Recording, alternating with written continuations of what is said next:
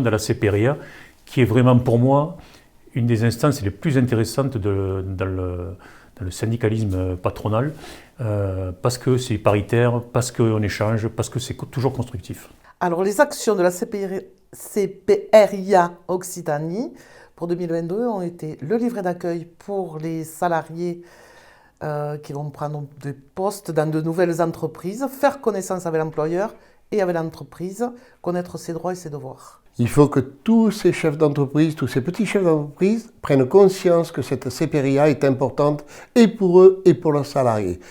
C'est un dialogue social, c'est le seul et unique dialogue social que nous avons dans nos petites entreprises.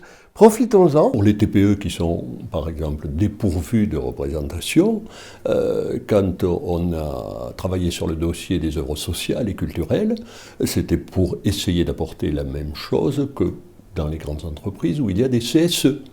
Il y a une telle symbiose, une telle connexion, des échanges qui sont à la fois enrichissants et justes les uns avec les autres. Et je trouve que cette commission a pour ça un but très intéressant. Pour 2023, nous avons choisi, dans la continuité du livret d'accueil, de travailler sur l'aide au recrutement pour les chefs d'entreprise.